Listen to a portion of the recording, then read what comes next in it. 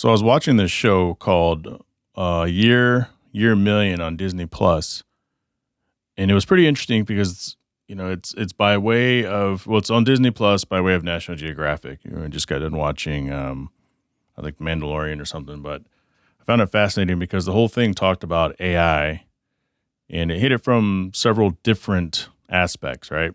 So touched on science fiction because we're so obsessed with the future. We're so obsessed with robots. We're so obsessed with companionship, electronic companionship.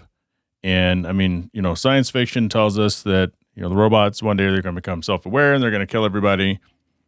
And maybe, but then another thing that they're talked about is, is it scary? Is it exciting or is it terrifying? That's what they kept asking. Is it exciting or is it terrifying?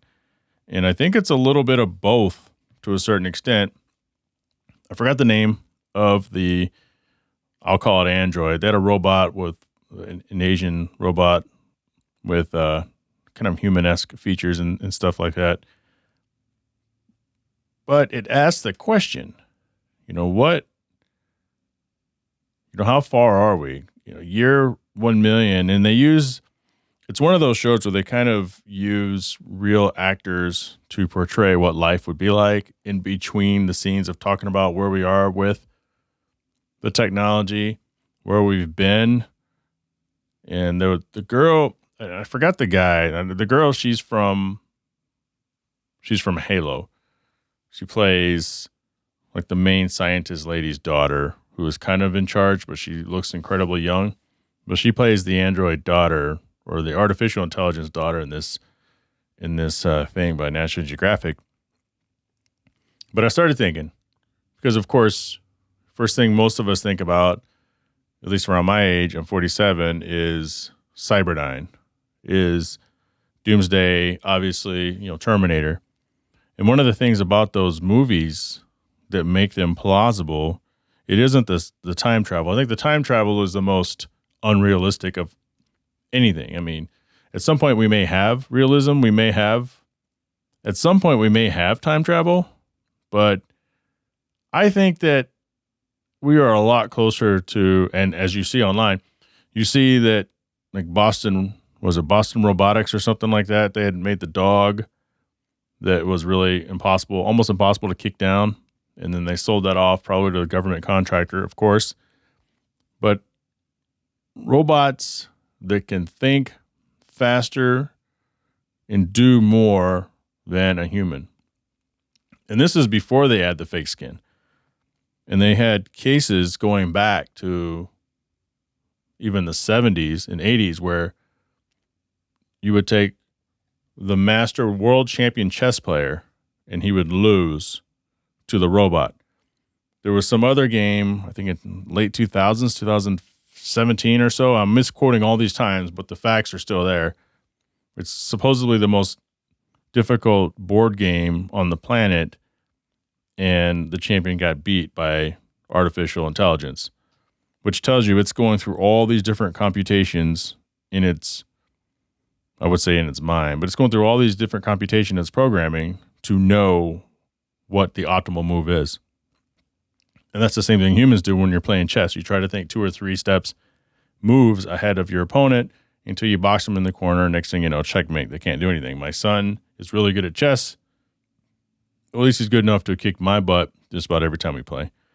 But I'm thinking about all this stuff, and, it is scary, but there are some, positives. It wasn't all the robots take over and they're going to kill us once they decide that humans are the weak link. It explored everything from, will they one day ask for equal rights? You never know. It also talked about, what are some of the beneficial uses working side by side with artificial intelligence, with a robotic, with an android. And they defined the difference between android and robot.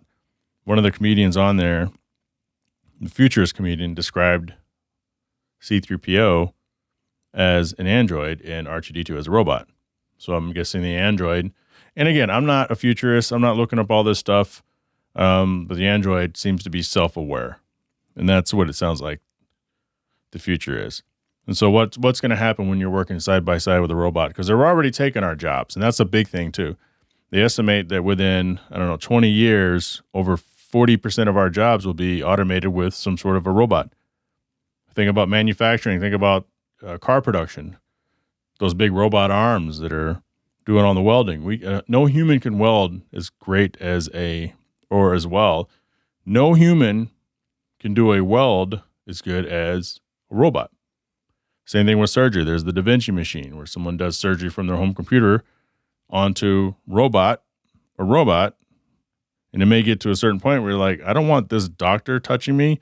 I want that robot to do it. It's crazy. But from a companionship standpoint, I think we're already there mentally.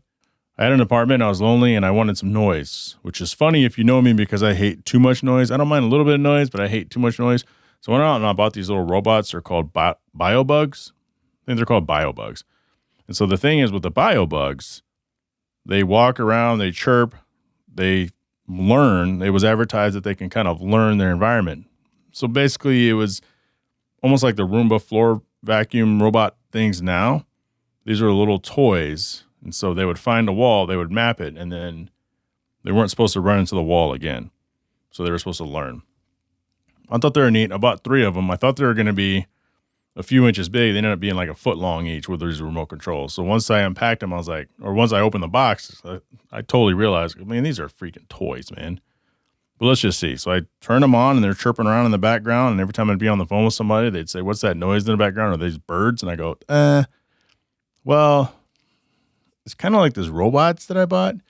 It's probably weirded the shit out of people. It weirds the shit out of me right now thinking about it. But one thing about those things is, I bought them for some sort of noise in my apartment, some sort of, not really companionship, but just a feeling that something else was there with me without having the need to have a pet. The Hard Parking Podcast, a little bit of cars and so much more, available anywhere you get your podcast, or check it out at hardparkingpod.com.